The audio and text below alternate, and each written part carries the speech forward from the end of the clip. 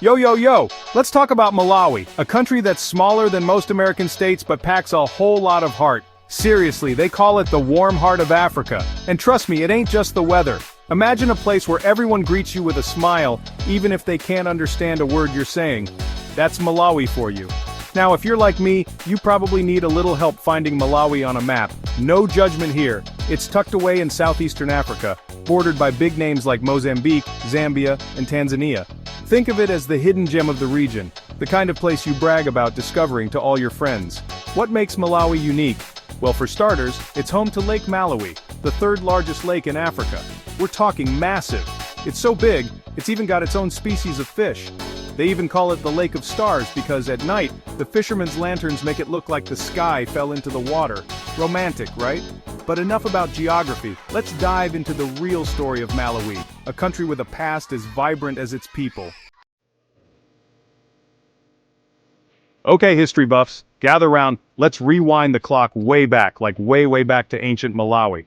We're talking thousands of years ago when the first humans started settling in this beautiful corner of Africa. Archaeologists have found all sorts of cool stuff here, like stone tools and rock paintings, proving that Malawi has been a happening spot for a long time. Now here's where things get interesting. Around 2,000 years ago, a group of people known as the Bantu started migrating across Africa. Think of it as the original Great Migration, but instead of wildebeest, it was humans looking for new pastures, literally.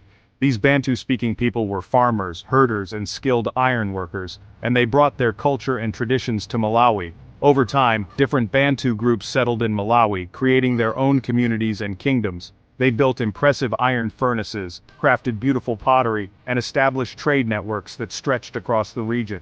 These early Malawians were masters of adaptation, thriving in a land of lakes, mountains, and fertile valleys. They were the OGs, the pioneers, the ones who laid the foundation for the Malawi we know today. Fast forward a few centuries, and things start to get a little complicated. Enter the Europeans, stage left, with their trading ships and, let's be honest, their not-so-subtle desire for expansion. The Portuguese were the first to arrive in the 16th century, drawn by stories of gold and ivory. They set up trading posts along the coast, but their influence in Malawi remained limited. Then came the British, always keen on adding a jewel or two to their imperial crown. In the 19th century, a Scottish missionary named David Livingstone, who, let's be real, was a bit of an adventurer, rocked up to Malawi exploring Lake Malawi and preaching against the slave trade. Livingstone's tales of the region's beauty and potential sparked British interest, and soon, they were making moves to establish a more permanent presence. By the late 19th century, Britain had declared Malawi a protectorate, calling it Nyasaland. They brought in their rules, their systems, and unfortunately their share of exploitation. The British saw Malawi as a source of cheap labor and raw materials, particularly tea and tobacco. They established plantations, built railroads, and imposed taxes, all while limiting the rights and opportunities of the indigenous population. Not cool, Britain, not cool. Section 4. Hastings Banda, Malawi's founding father and his quirky side. But hold up, the story doesn't end there. The people of Malawi, known for their resilience and determination, never gave up on their dream of freedom. Throughout the first half of the 20th century, resistance to British rule grew stronger, fueled by a desire for self-determination and an end to colonial oppression. Enter Hastings Kamuzu Banda, a Malawian doctor who had studied abroad and become a vocal critic of colonialism. Banda returned to Malawi in 1958 after decades in self-imposed exile and quickly emerged as a charismatic leader in the fight for independence. He rallied the people, organized protests, and negotiated with the British, eventually leading Malawi to independence in 1964. Talk about a homecoming. Now, Banda was a complex figure, no doubt. He became Malawi's first president and ruled the country with an iron fist for 3 decades. He was known for his strict policies, his love of all things Victorian, yeah, you read that right, and his ban on miniskirts. Seriously, you couldn't make this stuff up. But despite his authoritarian tendencies, Banda is also credited with unifying the nation, investing in education and infrastructure, and establishing Malawi on the world stage. Love him or hate him, Banda left an undeniable mark on Malawi's history. Section 5. Growing Pains, Malawi after Independence. So, Malawi was independent, but like any new nation it faced its fair share of challenges. Building a new country from scratch is no easy feat, especially after decades of colonial rule.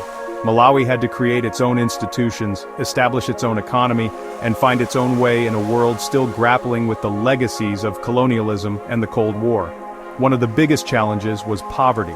Malawi was, and still is, one of the poorest countries in the world. The economy relied heavily on agriculture, which meant that a bad harvest could spell disaster for millions of people. The government tried to diversify the economy, but progress was slow. There were also political challenges. Banda's one-party state stifled dissent, and human rights abuses were reported. The international community criticized Malawi's lack of democracy, and aid was often withheld. It was a tough time for Malawi, but through it all the people never lost their spirit or their hope for a brighter future. Section 6. Sunshine and Struggles, Modern Malawi. Fast forward to the 21st century, and Malawi is a multi-party democracy. They ditched the one-party system back in the 90s, and while it hasn't exactly been smooth sailing, they're making progress. Think of it like learning to ride a bike. A few wobbles here and there, but they're getting the hang of it.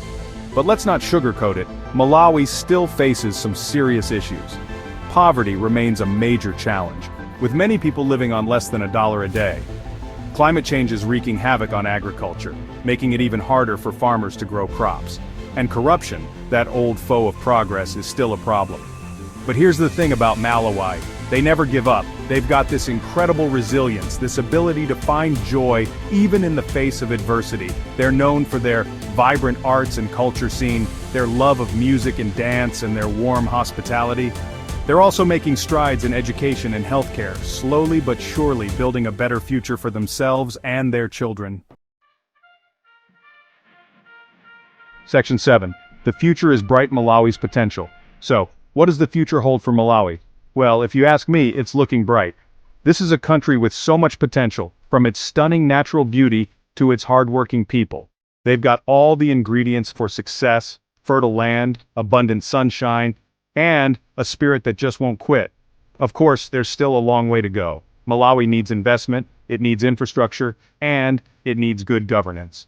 But with the right support and a little bit of luck, there's no reason why Malawi can't become a shining example of progress and development in Africa.